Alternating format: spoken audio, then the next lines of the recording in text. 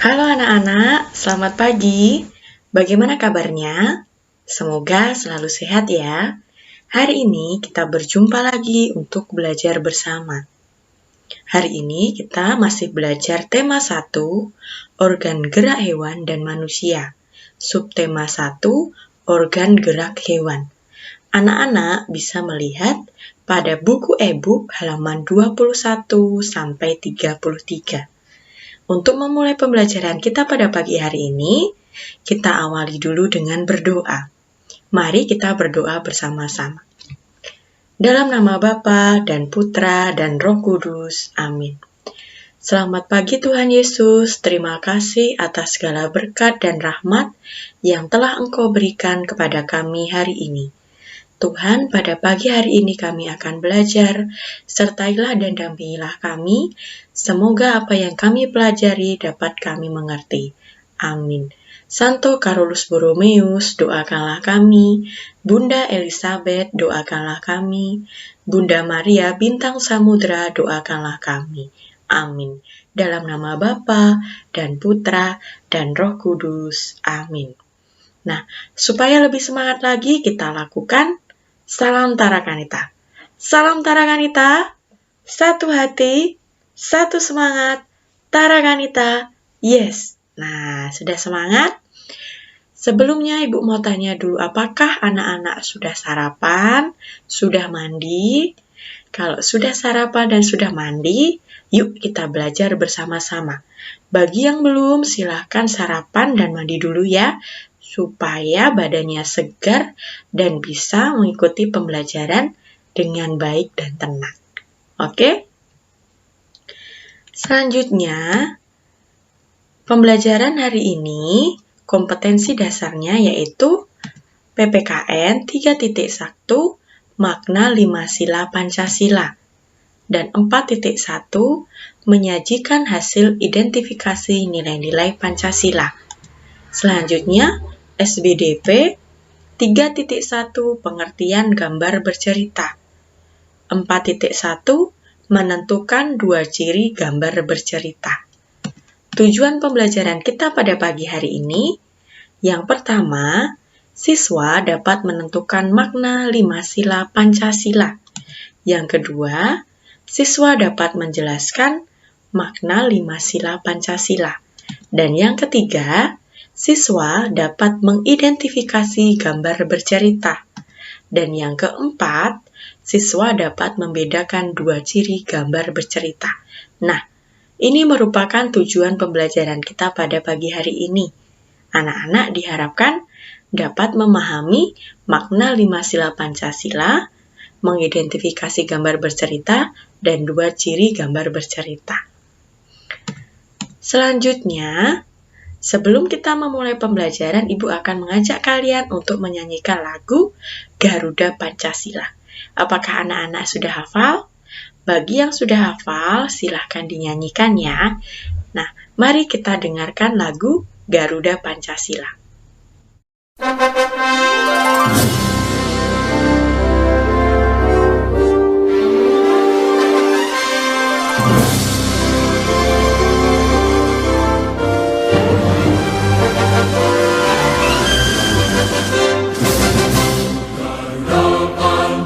Sila, akulah pendukungmu, patriot proklamasi, sedia berkorban untukmu. Pancasila dasar negara, rakyat adil mampu sentosa, pribadi bangsaku, ayo maju. Ayo maju, maju, ayo maju, maju.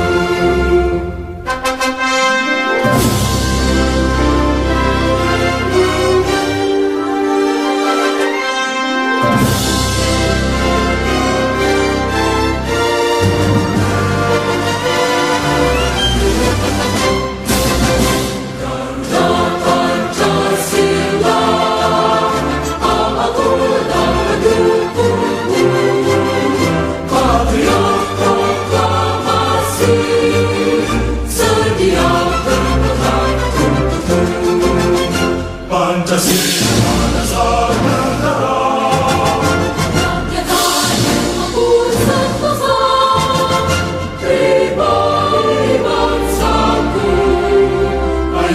maju, ayo maju, ayo maju. Pada lagu Garuda Pancasila tadi, nah anak-anak pasti tahu ya, ini merupakan lambang negara Indonesia, yaitu burung Garuda. Nah, apakah anak-anak tahu?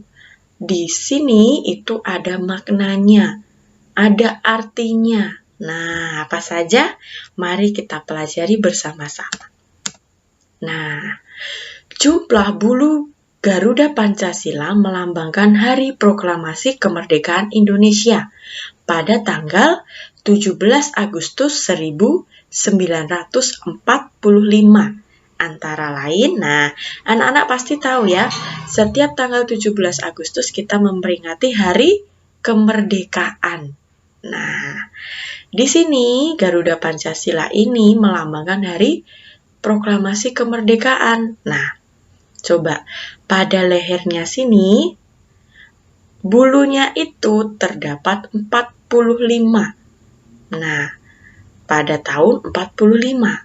Selanjutnya, untuk bulu pada masing-masing sayap ini ada 17, menandakan bahwa itu pada tanggal 17. Nah, untuk perisai atau pada pangkal ekor, nah di sini ini ada 19 helai, yaitu tahunnya 1945-nya pada leher. Nah, selanjutnya pada ekor ini ada 8 helai, yaitu pada bulan Agustus, bulan 8. Nah, kita sudah belajar lambang negara Indonesia. Sekarang apakah anak-anak sudah masih ingat bagaimana bunyi sila Pancasila? Ayo, siapa yang ingat? Pancasila. 1, ada yang masih ingat? Pastinya ingat ya. Nah, untuk itu kita coba bersama-sama. Pancasila. 1, ketuhanan yang Maha Esa. 2, kemanusiaan yang adil dan beradab. 3, persatuan Indonesia. 4, kerakyatan yang dipimpin oleh hikmat kebijaksanaan dalam permusyawaratan perwakilan. 5, keadilan sosial bagi seluruh rakyat Indonesia. Nah, ini merupakan bunyi sila Pancasila. Nah, pasti anak-anak juga sudah tahu simbol atau lambang setiap sila Pancasila. Nah, untuk sila pertama, simbolnya apa? Bintang. Untuk yang kedua, simbolnya apa? Rantai. Untuk yang ketiga, pohon beringin. Yang keempat, kepala banteng. Dan yang kelima, padi dan kapas. Nah, selanjutnya, tahukah kamu makna lambang-lambang dalam Garuda Pancasila? Nah, maknanya tuh apa ya? Kenapa harus bintang? Kenapa warnanya kuning? Kenapa ada rantai? Kenapa pohon beringin? Kepala banteng dan juga padi dan kapas? Apakah anak-anak tahu maknanya apa? Nah, kalau anak-anak mau tahu, mari kita belajar bersama-sama. Nah, makna sila Pancasila. Yang pertama, sila pertama, ketuhanan yang Maha Esa. Nah, simbolnya yaitu bintang. Nah, bintang itu merupakan sumber cahaya. Nah, pada malam hari, sumber cahaya bumi kita yaitu bintang. Dan juga bulan. Nah, tapi di sini bintang. Selanjutnya, warna kuning. Nah, nih, bintangnya berwarna kuning. Ada maknanya, warna keilahian atau ketuhanan. Nah, selanjutnya, 5 sudut bintang. Nih, ada 5 sudut. 1, 2, 3, 4, 5. Dasar negara yang 5 dan tujuannya. Selanjutnya, warna latar hitam, warna asli atau warna alam. Lanjut ke sila yang kedua, kemanusiaan yang adil dan beradab. Nah, apa simbolnya? Rantai. Artinya apa? Nah, mata rantai segi 4 melambangkan laki-laki. Mata rantai lingkaran melambangkan perempuan. Mata rantai berkaitan, ikatan erat satu sama lain yang bersatu. Nah, ini ada rantainya. Di sini, rantai ini saling berkaitan. Nah, ikatan erat satu sama lain yang bersatu. Rantai yang saling berkaitan ini melambangkan bahwa setiap rakyat, baik laki-laki ataupun perempuan, membentuk suatu ikatan kemanusiaan yang adil dan beradab. Baik, kita lanjutkan ya. Selanjutnya, sila yang ketiga, yaitu Persatuan Indonesia. Nah, pohon beringin itu tumbuh besar untuk berteduh bagi masyarakat Indonesia. Diharapkan masyarakat mendapatkan kenyamanan dan perlindungan di bawah naungan negara Indonesia. Akar yang menjuntai, nah ini akar pohon beringin kan ada akarnya. Nah, akar yang menjuntai atau sulur menjalar ke setiap arah, namun tetap berasal dari satu pohon yang sama. Indonesia, walaupun memiliki banyak keragaman suku dan budaya, tetap berasal dari satu kesatuan yang sama, yaitu Indonesia. Nah, selanjutnya yang keempat, kerakyatan yang dipimpin oleh hikmat kebijaksanaan dalam permusyawaratan perwakilan. Nah, simbolnya yaitu kepala banteng. Banteng melambangkan hewan sosial yang tidak bisa hidup sendiri. Kebiasaan berkumpul memiliki arti akan adanya sikap seseorang untuk senantiasa berkumpul untuk musyawarah dalam menyelesaikan permasalahan. Warna merah, nah ini kan ada warna merahnya ya, keberanian bertanggung jawab dalam mengambil keputusan. Selanjutnya yang terakhir yaitu sila kelima, keadilan sosial bagi seluruh rakyat Indonesia. Nah, lambangnya yaitu padi dan kapas. Nah, kapas itu melambangkan sandang atau pakaian. Nah, untuk padi melambangkan kebutuhan pangan atau keadaannya. Nah, diartikan bahwa negara Indonesia bertujuan untuk memberikan kemakmuran bagi setiap warganya tanpa melihat status dan kedudukannya. Nah, selanjutnya, Ibu mengajak kalian untuk mengamati suatu gambar. Nah, di sini ada gambar keluarga yang sedang memakai masker. Nah, anak-anak juga kalau keluar sekarang harus memakai masker. Nah, untuk melindungi diri kita dan juga untuk melindungi orang lain. Nah, di sini Ibu tidak memakai masker karena Ibu hanya sendiri. Kalau Ibu keluar berdinamika dengan orang lain, Ibu akan memakai masker untuk melindungi Ibu dan juga orang lain. Nah, memakai masker di masa sekarang ini merupakan bentuk pengamalan sila Pancasila yang ketiga, yaitu kita bersatu untuk melawan virus corona. Kita melindungi diri kita dan juga orang lain. Nah, selain itu dari gambar di sini kita bisa bercerita. Misalnya, setiap hari aku jika pergi menggunakan masker untuk melindungi diriku dan juga orang lain. Itu bisa digunakan untuk cerita. Nah, gambar di atas dapat digunakan untuk bercerita. Yuk kita belajar gambar cerita. Apa sih itu gambar cerita? Nah, apa itu gambar bercerita? Nah, gambar cerita adalah gambar yang menceritakan tentang sebuah peristiwa. Gambar cerita juga biasa disebut dengan gambar ilustrasi. Nah, menceritakan tentang sebuah peristiwa. Kalau gambar tadi menceritakan peristiwa, kalau pergi-pergi kita menggunakan masker. Itu juga bisa disebut dengan gambar ilustrasi. Tujuan gambar bercerita. Yang pertama, memperkuat jalannya cerita. Yang kedua, memperindah cerita. Yang ketiga, memperjelas cerita yang disajikan. Yang keempat, menerangkan sebuah cerita, puisi, atau tulisan. Nah, ciri-ciri gambar bercerita. Nah, sebagian besar terdiri dari gambar, namanya juga gambar cerita. Pasti sebagian besar terdiri dari gambar.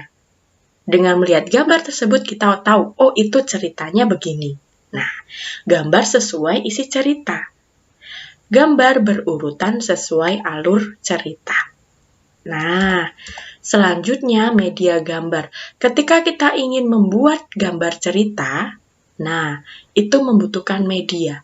Medianya apa saja yang kita butuhkan? Yang pertama itu pasti pensil untuk menggambar. Spidol juga untuk mempertebal. Pensil warna untuk memberi warna. Cat warna sama untuk memberi warna. Cat air juga memberikan warna. Selanjutnya juga cat minyak. Itu yang kita butuhkan. Kenapa kita memakai gambar? Itu tadi, di tujuannya dan juga ciri-cirinya. Selanjutnya, langkah-langkah pembuatan. 1. Menentukan tema. Penentuan tema bertujuan agar kalian lebih mudah dalam membuat gambar cerita. Kedua, mempersiapkan alat gambar. Dalam persiapan, ternyata ada 2 teknik yang digunakan, teknik kering dan teknik basah. Yang ketiga, membuat sketsa gambar. Nah, di sini gores tipis dan ringan agar mudah dihapus dan dibetulkan. Yang keempat, menyempurnakan dan mewarnai gambar. Tebalkan tepi gambar dan hapus garis-garis tipis yang tidak diperlukan. Lalu lakukan pewarnaan. Nah, lanjut. Contoh gambar cerita itu. Nah, yang pertama ada kartun. Nah, merupakan gambar yang berfungsi untuk menghibur dan berisikan humor. Nah, ini apa? Mickey Mouse. Nah, ini merupakan salah satu contoh gambar cerita kartun. Yang kedua, komik. Adalah gambar-gambar yang disusun sedemikian rupa sehingga membentuk jalinan cerita. Komik biasanya berisikan percakapan antar tokoh. Nah, pasti anak-anak sudah tahu ya komik. Nah, ini ada gambarnya. Gambarnya sesuai dengan cerita. Nah, ini ada tulisannya. Ini kecil sekali. Yang penting anak-anak sudah tahu, oh komik itu yang seperti ini. Ada gambarnya, ada tulisannya. Nah, lebih banyak gambarnya daripada tulisan. Selanjutnya karikatur. Merupakan gambar tokoh yang dilebih-lebihkan atau diubah dari objek aslinya. Nah, ini namanya karikatur. Kenapa? Coba dilihat nih. Tidak sesuai. Nah, kalau dalam bentuk manusia, hidungnya seperti ini. Ada kupingnya. Nah, ini karena karikatur, jadinya nih, ada yang belok ke sini, belok ke sana, tidak sesuai. Ini namanya karikatur. Merupakan gambar tokoh yang dilebih-lebihkan. Nah, atau diubah dari objek aslinya. Selanjutnya, jenis-jenis gambar cerita. Nah, ada realis. Gambar yang dibuat sesuai dengan kenyataan atau keadaannya sebenarnya. Gambar ini dibuat sama dengan objek aslinya. Selanjutnya, karikatur. Gambar yang dilebih-lebihkan. Dalam gambar karikatur ada perubahan bentuk pada setiap karakternya. Bentuknya sering terlihat lucu, bahkan aneh. Nah, ada yang badannya kecil tapi kepalanya besar. Nah, itu bukan mengejek ya, tapi itu merupakan jenis gambar karikatur. Selanjutnya, kartun. Gambar yang mengandung humor. Gambar kartun terlihat lucu dan mengundang tawa. Tokoh kartun sangat bervariasi, dapat berubah manusia dan hewan. Nah, ini contohnya keluarga Soman. Lanjut. Dekoratif. Gambar yang dibuat dengan tujuan menggambar bentuk benda menjadi lebih indah. Motif-motif hias pada gambar dekoratif banyak dijumpai pada kain batik, kain songket, kain tenun, relief, dan candi. Nah, ini contohnya. Selanjutnya bentuk gambar cerita. Nah, ini ada komik. Nih, ada gambar dan juga ada tulisannya. Gambar yang disusun percakapan antar tokoh. Kartun nih. Pasti anak-anak tahu. Ini kartun kancil. Ada singa juga. Lucu berupa bentuk hewan atau manusia. Karikatur. Objek nyata tapi dilebih-lebihkan bentuknya. Selanjutnya, cergam atau cerita bergambar. Alur cerita dijelaskan melalui gambar. Nah, pamflet, tulisan atau ajakan yang disertai gambar. Biasanya pada selembar kertas. Nah, lanjut cover. Gambar sampul buku memuat isi cerita buku dan menarik. Nah, itu merupakan pembelajaran kita. Sekarang, Ibu akan memberi tugas kepada anak-anak untuk mengerjakan soal ini di buku PS kalian masing-masing, di buku PS tematik ya. Silahkan disalin dan dikerjakan.